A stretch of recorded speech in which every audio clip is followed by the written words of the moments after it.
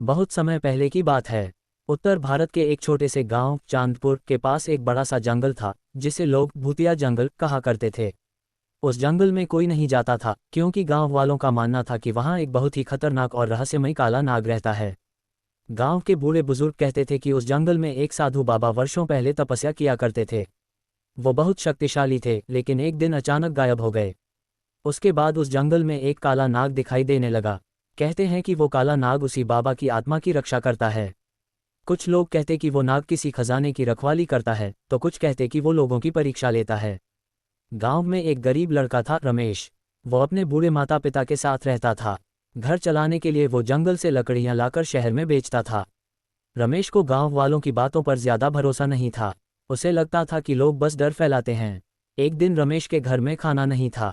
माँ बीमार थी और पिता बहुत बूढ़े हो गए थे। रमेश ने तय किया कि वह अगले दिन जंगल से ढेर सारी लकड़ियां लाएगा और उन्हें बेचकर दवाइयां खरीदेगा। अगली सुबह वह कुल्हाड़ी लेकर जंगल में चला गया। सूरज ऊपर था, लेकिन जंगल में घना अंधेरा था। वह धीरे धीरे अंदर जाता गया। कुछ ही दूर पर उसे सूखी लकड़ियों का ढेर दिखा। वो बैठा और लकड़ी काटने लगा। तभी उसे पेड़ों के पीछे कुछ सरसराहट सुनाई दी। पहले तो उसने ध्यान नहीं दिया, पर आवाज धीरे धीरे और पास आती गई। फिर सामने की झाड़ियों से एक बहुत बड़ा चमकता हुआ काला नाग निकला। रमेश के हाथ से कुल्हाड़ी गिर गई। वह हक्का बक्का खड़ा रह गया। नाग ने फुफकारते हुए कहा, तू कौन है जो मेरी सीमा में आया है? रमेश डरते हुए बोला, माँ, मैं रमेश हूँ। मेरी माँ बीमार है, दवा लाने के लिए लकड़ियाँ काटने आया हूँ। नाग थोड़ी देर उसे घूरता रहा, फिर बोला, सच्चाई बोलने की ताकत है तुझमें, इसलिए मैं तुझे एक मौका दूंगा, लेकिन इसके लिए तुझे मेरी एक परीक्षा देनी होगी। रमेश ने पूछा, कैसी परीक्षा? नाग बोला, जंगल के बीच में एक पुरानी गुफा है, वहाँ एक चमकता हुआ रत्न रखा है। वह रत्न वर्षों से मेरी रक्षा में है, लेकिन अब मैं चाहता हूँ कि कोई सच्चा इंसान उसे छूकर वापस लाए। अगर तू वह रत्न लाकर मुझे देगा तो तेरी जान भी बचेगी और माँ की बीमारी भी ठीक हो जाएगी। रमेश के पास कोई और चारा नहीं था। वह नाग के बताए रास्ते पर चल पड़ा। रास्ता कांटों और झाड़ियों से भरा हुआ था। जगह जगह सांप और अजीब जानवर दिखते थे, लेकिन रमेश हिम्मत करता रहा। आखिरकार वह एक गहरी गुफा के पास पहुंचा।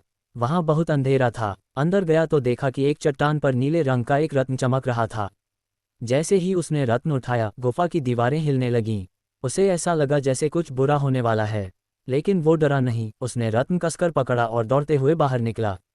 जैसे ही वह गुफा से बाहर आया, काला नाग फिर से उसके सामने आ गया।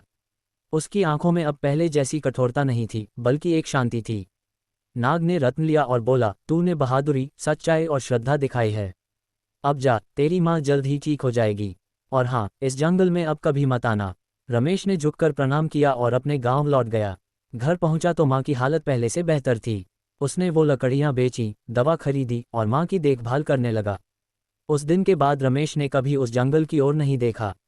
लेकिन गांव में उसकी कहानी हर किसी को प्रेरणा देने लगी कि सच्चाई और हिम्मत से हर डर को जीता जा सकता है। और काला नाग, वो अब भी जंगल में है, लेकिन सिर्फ उन्हें दिखाई देता है जो सच्चे दिल से उसकी परीक्षा देने की हिम्मत रखते हैं।